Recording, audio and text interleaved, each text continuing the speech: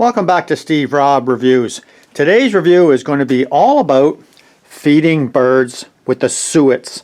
So this is my little stack of suets here that I have, and this is my suet feeder I built a long time ago, and I realized, well, when you're on YouTube and you have all kinds of power tools and you have all kinds of ways to build things, well, you can build something like this. And I built this, and you can see the two wing nuts on the bottom.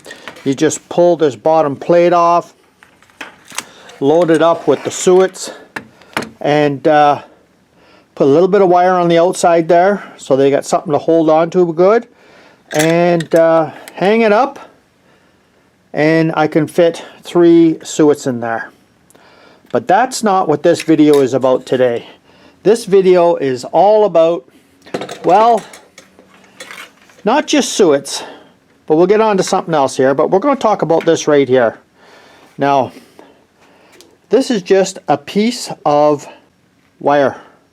I'm going to put a little bit of a price in here. Let's just take a look at this first. Okay, so there's the price I paid for this. And you get 5 feet by 24 inches in width. And I just cut this into the strip of your suet, right? Nothing fancy. If you got a pair of these, that's all you need for this, and it's a little bit wider than what you need. And I'm going to show you how easy it is that you can make some of these and not have to go to the store and buy the ones. Have you ever seen the ones that look like a little bit of a house and they got a roof on it, and you know, you can go and buy them everywhere? Well, they're actually made, well, not for the birds. They're made to sell you. Now, if you feed birds in the wintertime like I do, you're probably an animal lover and maybe a pet owner. And when you look at pets, it's the exact same thing. They're selling the dog food to you because you're the one that's got the money, right?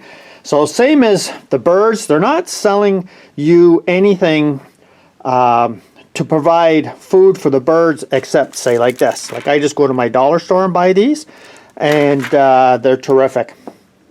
But the little houses that they got, you know, for a suet feeder, well, they're made to actually impress you, not the birds.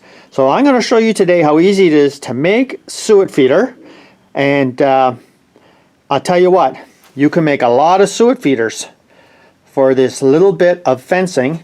That's 1/2 inch square fencing in between. For the money, you could probably make, I'm going to guess, 20 of these, you know, for under $1 a piece. And it's so easy to do, and it works terrific. And let's get to it right now. Well, I hope you can see it. I put a blue cloth underneath here. So all I did was go right to 12 inches because the wire is 24. And I just put a black line here on the center, and I went 1 space over on either side and painted them white, if you can see that. And you could just use like a ruler, a scrap piece of metal, anything just to bend these. So all I'm going to do is just put this over here like this, and then just bend the wire up. Now that's not too hard to do, right? So after you bend the first one up, you just bend the other one behind it, and that's pretty much it there. Now that wasn't too hard to do, now was it? Anybody can actually do this. So we'll pull this out. And how hard was that to do? That wasn't hard at all. So let's put a suet in there, and I'll show you exactly how this is going to actually work for you at a low cost option, about under $1 a piece for one of these, depending on where you live in the world. And it's not to be decorative, it's just to feed the birds. So there you go right there. So I've loaded this one up with 3 suets. I only put 1 in here, but you can put 2. And you know what the great idea behind this one as well is? You can make a couple of these and put them around your backyard, and you don't have to put suets in. Many times you have leftover pieces of bread. You put the bread in here like say 2 or 3 slices at a time, and you got room here for 6 slices, right? And it's far better to put the bread in something like this than to put it across your lawn where you're just going to attract rats and mice, or leave it out somewhere in a flat position where the moisture gets to it and just makes it all soggy, and they won't eat it, right? So this is ideal like this. Now, you can see how this is much different than a lot of store-bought suet feeder holders. And you don't need a roof over top. You don't need a backside to it. And most of them all have like this house-looking thing with the cage in the front and wood in the back.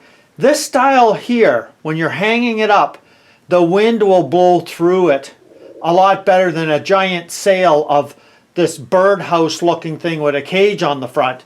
So, but next, I would say in December, I'm going to show you how I actually thought up of an idea to hang these in my backyard so that the squirrels can't get to them, and only the birds can get to it. And I would say overall, to build something like this here, well, that can be pretty challenging for a lot of people that don't have many tools. But something like this, everyone can build. It doesn't look store-bought. It's very easy, it's practical, it works, and the birds will love it. Thanks for joining me here today. Come back again. If you haven't seen this channel before, you're welcome to subscribe and see some interesting things you may not see somewhere else. Cheers.